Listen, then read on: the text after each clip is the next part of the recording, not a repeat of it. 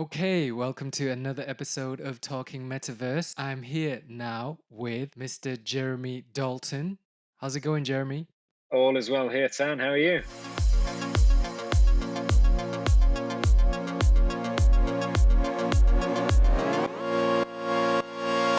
If somebody asks you, somebody new, what do you do? How do you respond? I say that I lead the Metaverse Technologies team for PwC UK, and that involves helping clients across different industries to implement virtual world technologies such as virtual reality, augmented reality, and blockchain, and add value to their business. So it's a bit of a long-winded one, but it's about as short as I can make it. In your experience, when you meet people that are not really in the industry, how aware are they about what's happening with the development of the metaverse? I'd say not very. I think just generally there is a lot of education to be done for us and everyone else in the industry that's not in the industry. So yeah, I would say we're still at the very beginning stages of trying to get people to understand what exactly we mean by the metaverse, and I'm not sure we're any closer to getting to a definitive point on that.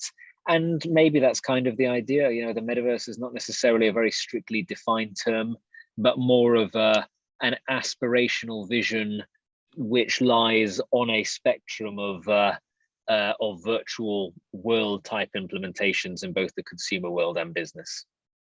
So, can I put you on the spot and ask you, give me your one sentence definition of the metaverse? One sentence on the metaverse. So, the metaverse comprises a collection of virtual worlds inhabited by real people who are free to explore that world and interact with each other, and in a way that allows them to create new experiences and build new digital assets. So the world is constantly evolving. How's that sound? Love it. Especially, yeah, the first part, you said collection of virtual worlds. I like that. Yes, I think it goes to the point that we're hopefully not headed towards one single world owned by one single company that has a monopoly over the virtual world space or the Web 3.0 space, but more of a collection of these worlds that adhere to the sort of vision of interoperability, in that we'll be able to move assets and identities and data between those worlds. Mm. And that reminds me of one of my favorite tweets that you made recently. I think we talked about it. Um, you did some research on, can you talk about it? The one about the word meta and what you Oh, found out. yeah. So that was not research conducted by me personally, but it was. But you dug it out, you found it. I dug it out and I started promoting it because it was very interesting. It was actually done by a company called Sortlist, and I found it through Statista. Basically, it was a survey that was done on a number of investors, so people that have invested already in the metaverse, and it asked those individuals or those companies what their definition or what they thought the metaverse was. So most people, Love this. 38% said it's a virtual world, and yeah, it's a good start. The disappointing thing is the next 21%, so the second largest group of people that answered the survey, voted, or the second most popular answer was it's Facebook's new name. So unfortunately, it shows a little bit of confusion there. Perhaps we need to applaud the Meta marketing team for promoting that and combining in people's minds the metaverse and Meta as a company. They seem to be conflated in a lot of people's heads. I love that. So just to repeat again, a significant portion of people who are invested in metaverse companies think the metaverse has something to do with the company Meta. Is that what it Yes, was? they think that the metaverse is Facebook's new name. Okay, the metaverse is Facebook's new name. Yes. Awesome. About 0.53% of people in that survey were actually being honest when they said, I just don't know. Wow. That's a surprisingly low number of honest people in the investors. So, what do you think about that? Facebook being called Meta. Do you think that's like, for example, Netscape or a company putting the word net or internet in their name 30 years ago? It It, seems to be fairly analogous to that. But to be fair, I think a lot of companies did do that. As you said, Netscape Navigator did a similar thing. Um, Internet Explorer, I suppose, took the name Internet and attached it to another word, Explorer. So that's interesting, actually, if you go back in history and think about all these different organizations and how they've kind of adapted words that related to Web 2.0 or even Web 1.0 back in the day, the first generation of the web. And so maybe it's not as surprising as it should be to us.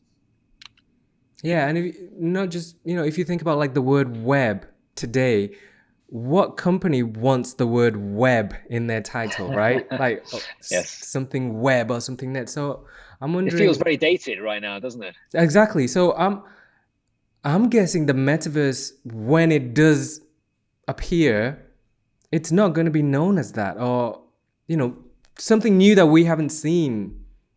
It might not even be called the metaverse. Yeah, it might just be, it might just be the way that we work and live, with no real name given to it, or even if a name is given to it, perhaps it's subsumed under the original term of the internet, and it just becomes part of the internet. I think there are a number of directions it could go, and many of them may result in the term metaverse just completely being dropped as a sort of special way to describe this third generation of the internet. Hmm.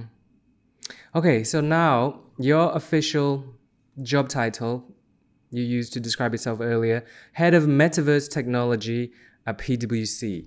And that was very deliberate, because the reason it's not head of metaverse is, well, first of all, it's a pretty arrogant title to be head of the metaverse. And second of all, I think it's important to recognize that there are lots of technologies that underpin the metaverse. I mentioned a few of them before: virtual reality, augmented reality, blockchain. And we don't only explore the metaverse as a concept of a virtual world inhabited by real people, Mm. that can interact with each other, but we also explore standalone applications that use virtual reality and augmented reality, and blockchain as well, without necessarily any connection to a wider virtual world full of people. So I think it's important to distinguish that through the term metaverse technologies rather than the sole term metaverse itself. And the natural question has to be, what does PwC have to? Why do they care about metaverse? So PwC's mission is all about building trust in society and solving important problems. And we work with businesses all over the world to do that. The reason why the metaverse is important is because it and its constituent technologies have the potential to solve a lot of important business problems, and also to build greater trust in society. I mean, there are still some question marks over technologies like blockchain and whether that does indeed provide greater trust as a decentralized system over some of the centralized models that we have implemented nowadays. But it is strong enough in the public space as a developed or a developing technology that it is of interest for us to explore, to experiment with, to introduce and test with organizations, and really push the boundaries of what this technology can do in business to really squeeze out as much value as we can for these organizations across different sectors. So really, it's all about adding business value at the end of the day. And these technologies are tools that enable us to create some very clever, innovative solutions that can solve problems in potentially a better way than we've done so far with traditional solutions. Can we talk a little bit about your career as an author? Sure. So, how many books have you written? So I've got two books published at the moment. One, and both of them are on virtual reality, augmented reality technologies and business. One of them I was the editor of, so that is being published by Springer and contains sort of deep dive case studies on VR and AR applications across different industries. The other one is published by Kogan Page, and this is called Reality Check, and it's all about dispelling myths around the technology and also showcasing and outlining the value of the tech in business across all these different industries all over the world in a very simple to understand manner. So in a way that anyone, doesn't matter how much, even if you have zero knowledge, even if you don't know what virtual reality or augmented reality even means, you can pick that book up and you can get a good understanding of what it is and what it can do in business, backed by real life case studies of different companies and different sectors all over the world. Do you find that the people that you just mentioned, who have zero knowledge of what it means, do you think when they find out, is there an immediate pushback? Because I find that it's not something that immediately they think is something worth spending time and energy over. Yeah, I'd say when I initially talk to people, some people, definitely I get pushback and skepticism, and you'll always find groups of people with that view. The I guess in a way that's why I have the book written, because it condenses all of the supporting evidence from so many different places and so many different arguments together in one place for people to get a better understanding and hopefully reduce or eliminate a large part of that skepticism. So, what's the most common skeptic argument? Is it the fact that it's a game, entertainment?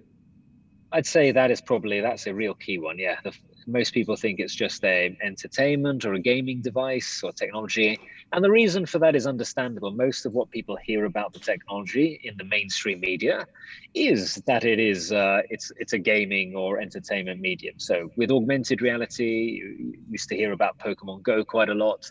With virtual reality, Beat Saber, obviously a very famous example in the mainstream media.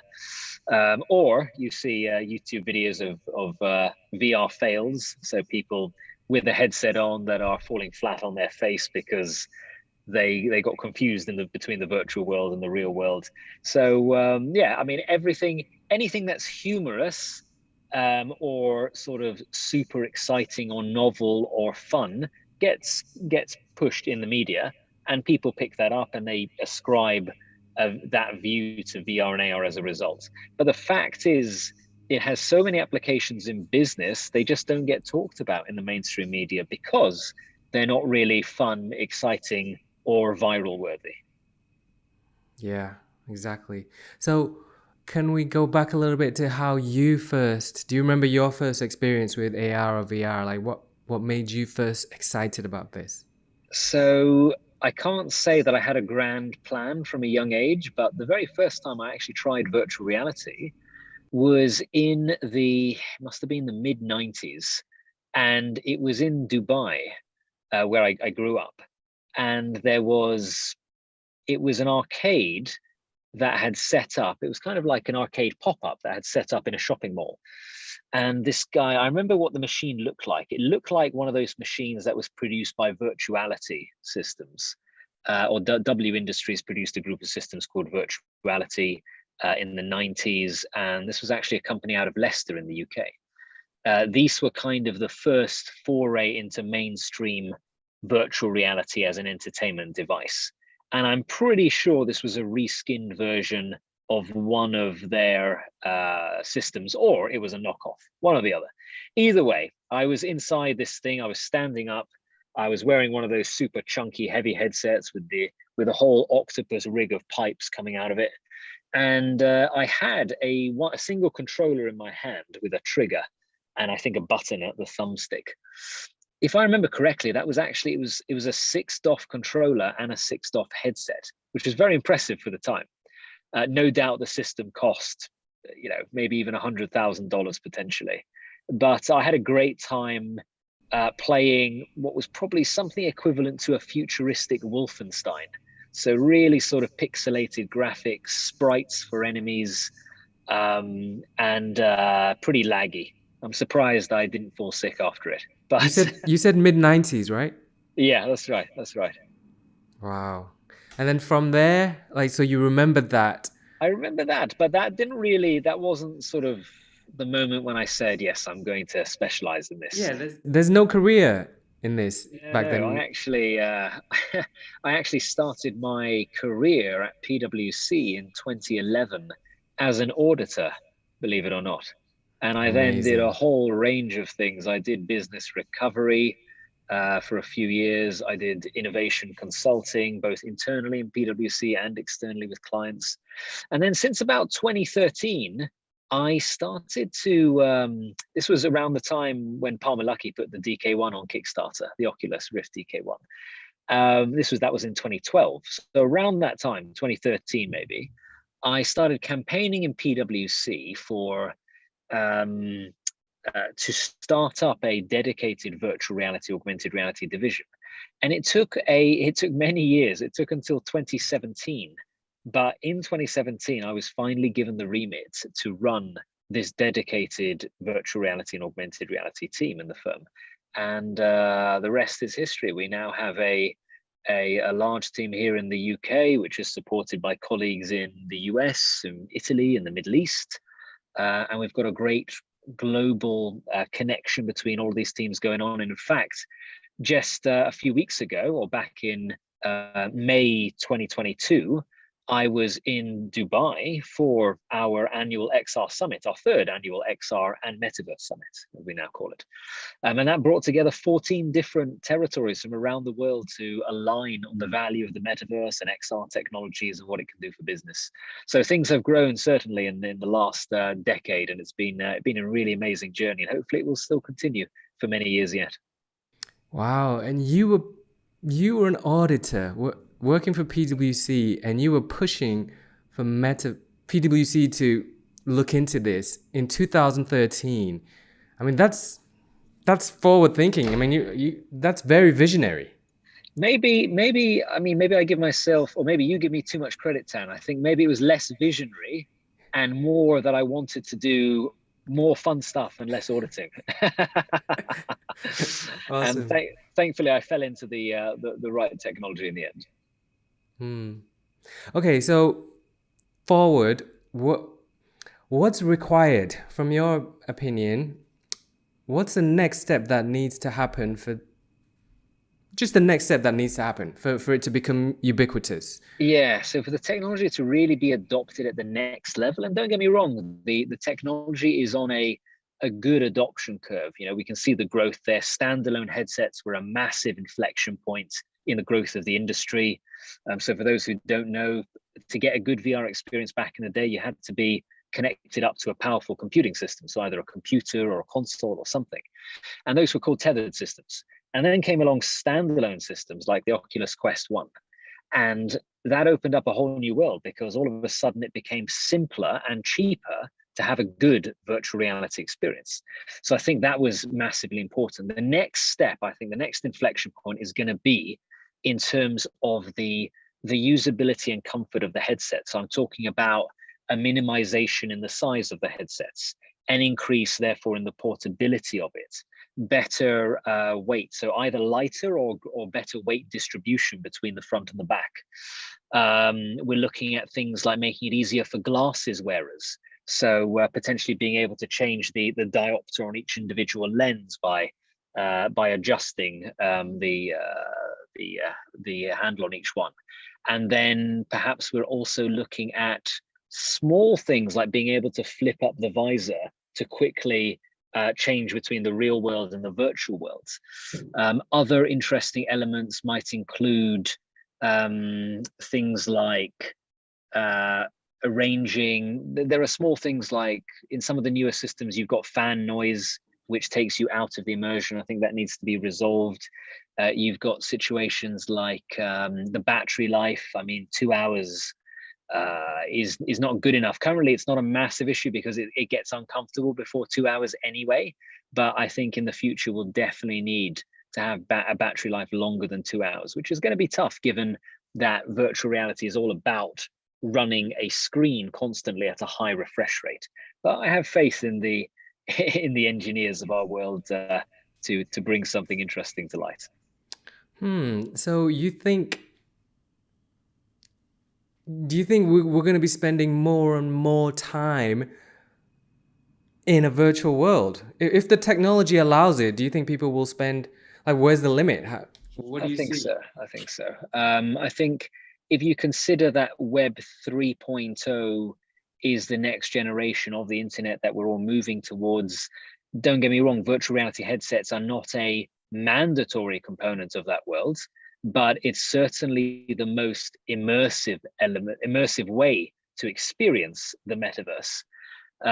So I think a lot of people will want to have that high level of immersion, of fidelity, that sort of next generation or next level experience.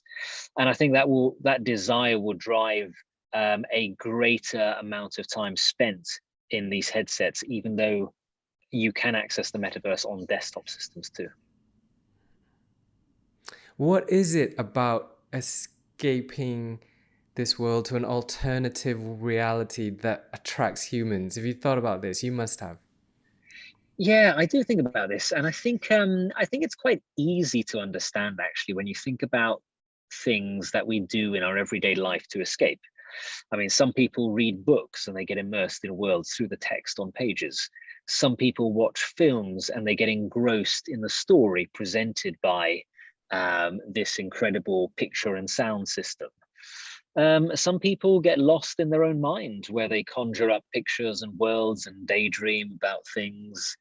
And all of these are a form of escapism that are very natural and increasingly becoming a part of our modern world.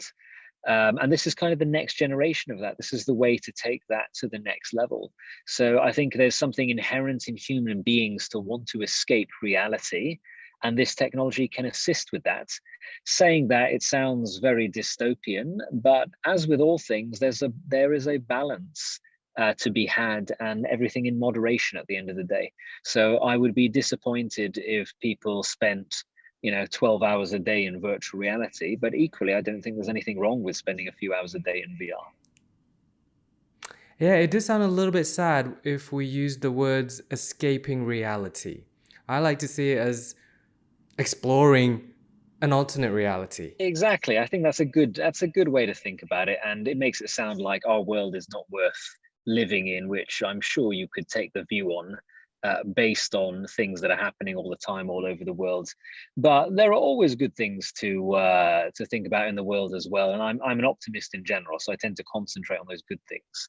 And I think the technology, at least virtual reality, tends to be a very agnostic technology in that if we don't take into account the sort of motives of some business decisions behind it. So the things that are coming to my mind are, potentially things like advertising in virtual reality to increase revenues from organizations that are connected to that world. If we don't consider those principles, but consider the technology just on the basis of by itself, in terms of this is a way to immerse yourself in alternative realities or alternative worlds, I think it's a very agnostic form of escapism that there's nothing wrong with on the surface, as long as we control and safeguard against the dangers in the right way. And then you have to notice the obvious path we're on, which is we're trying to recreate reality, right? In higher resolution, more detail. So then the obvious question becomes, what if this is already created? The old simulation theory. Yes, yes, yes. And to be honest, I have thought about that as well. And my personal opinion is, who cares? if this is a simulation, it's a pretty good one.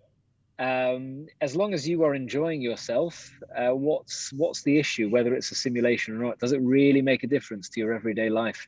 And even if you were guaranteed, even if if it was proven that we are living in a simulation, what can you do about it really, other than to make the most of your life within the simulation? So that's what I'm trying to do at the moment. I'm trying to make the most of my life in a potential simulation. Yeah, great point. So, if it's a game, then play it well. Exactly. And get the high score, get all the achievements, have all the experiences, and then bow out until version 2 releases. Awesome. Okay, so last couple minutes, can you tell me what's in the immediate future for you personally or for PwC? Like, what are you working on right now? Anything that you can So share? yeah, right after this recording, I'm going to go upstairs in our more London office, and I'm going to investigate how our testing of a portable volumetric capture system is going. So for those who don't know, volumetric video is a form of media which effectively records a three-dimensional Princess version of Leia. someone. Yeah, exactly, like a hologram, but one that you can import into a virtual reality experience, an augmented reality experience, a 3D application of any sort. So we're trying, but usually to get really high quality volumetric captures, you need to go to a dedicated studio. What we're trying to figure out is, can we produce, we'll never produce that level of quality using, the 8 or so cameras that we have for this portable system, because studios will use 100 plus cameras. But if we can get it to a level which is decent, then that could be an interesting part of the volumetric video market for us. So that's something we're exploring, and I want to test upstairs right after this. Oh man, what a fun way to spend an afternoon. I'm looking forward to it very much. Well, Jeremy, thank you for taking the time to do this. I don't want to My hold you up pleasure, Tan. from having the fun afternoon. No So worries. I'm on the edge of my seat already. awesome. Well, I hope to see some updates on that. Are you gonna tweet Oh some? yeah, I'll put something else on social media, definitely. Cool. We'll be looking out for it. Thanks a lot, Thanks Tan. It's again, been a real Jeremy. pleasure. No worries. Bye, everyone.